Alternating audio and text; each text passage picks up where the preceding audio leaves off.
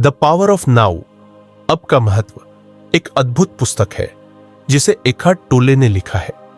यह पुस्तक जीवन को एक नए दृष्टिकोण से देखने के लिए प्रेरित करती है और यह हमें यह समझने में मदद करती है कि हम अपने मानसिक और भावनात्मक जाल में कितने फंसे हुए हैं। हम अपने जीवन में कितनी बार अतीत के पछतावे या भविष्य की चिंता में डूबे रहते हैं, जबकि सच्ची शांति और खुशी सिर्फ वर्तमान पल में ही है। किताब का सार, इस किताब का मूल संदेश यह है कि हमारे वास्तविक जीवन का अनुभव सिर्फ और सिर्फ वर्तमान पल में होता है, न तो अतीत में और न ही भविष्य में। हम अपने सोचने के तरीके और मानसिक प्रवृत्तियों में इतनी उलझन में रहते हैं कि हम यह भूल जाते हैं कि जीवन सिर्फ अब और यहां होता है। वर्तमान में जीने की कला, एखार्ट टोले की किताब का सबसे महत्वपूर्ण संदेश यही है कि हम अब में जीना सीखें। हमारी जीवन में हर पल महत्वपूर्ण है, लेकिन हम अक्सर उन पलों को नजरअंदाज कर देते हैं।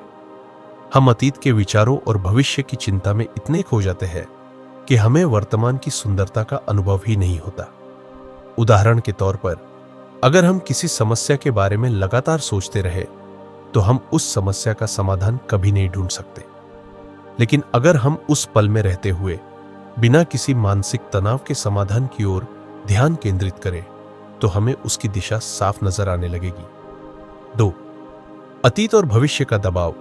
किताब में एखार्ट टोले यह बताते हैं कि हम अक्सर अतीत को लेकर पछताते रहते हैं और भविष्य के बारे में डरते रहते हैं, यह सोचते हुए कि अगर मैं ऐसा करता तो क्या होता, या क्या होगा अगर मुझे यह नहीं मिल पाया।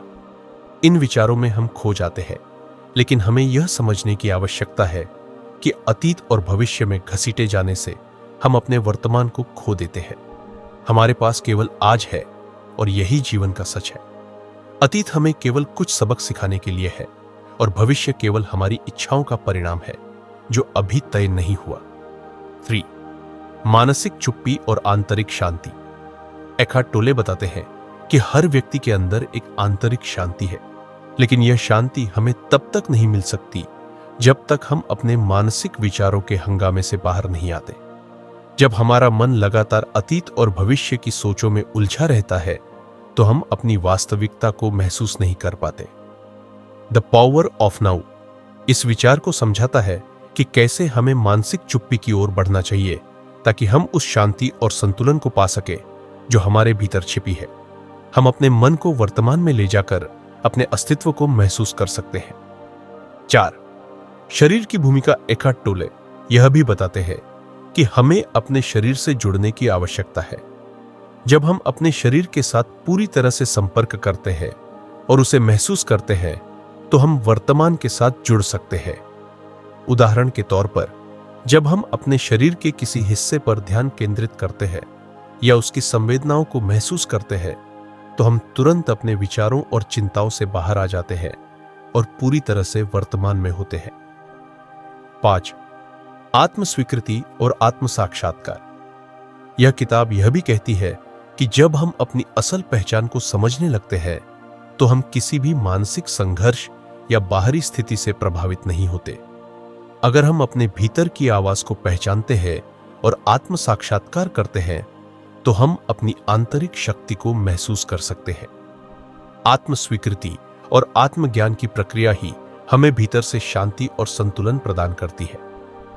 6. विचारों का प्रबंधन। एखार्ट टोले ने यह भी बताया कि हम अपने विचारों को नियंत्रित नहीं कर सकते, लेकिन हम उन्हें देख सकते हैं। जब हम अपने विचारों को सिर्फ देख सकते हैं बिना किसी निर्णय के, तो हम उनके प्रभाव से बाहर निकल सकते हैं। यह प्रक्रिया हमें मानसिक स्वतंत्रता प्रदान करती है। हम अपने विचारों और भावनाओं के साथ पहचान नहीं करते, बल्कि उन्हें केवल एक अनुभव के रूप में देख सकते हैं। 7. आंतरिक शांति और जागरूकता। द पावर ऑफ नाउ के अनुसार जीवन का असली उद्देश्य आंतरिक शांति और जागरूकता है। जब हम अपने भीतर शांति महसूस करते हैं तो बाहरी दुनिया की समस्याएं और परेशानियां हमें प्रभावित नहीं करती। हम अपने भीतर के सच को पहचानने और जागरूक रहने में सक्षम होते हैं। यह शांति न केवल हमें बल्कि हमारे आसपास के लोगों को भी प्रभावित करती है। 8. जीवन के उद्देश्य की खोज। अंत में एखार्ट टोले ये बताते हैं कि जीवन का असली उद्देश्य कोई बड़ा लक्ष्य नहीं होता, बल्कि हर पल का अनुभव करना है। जब हम अब में रहते हैं और अपनी पूरी मौजूदगी से हर पल का अनुभव करते हैं, तो हम जीवन को समझने और जीने में सक्षम होते हैं।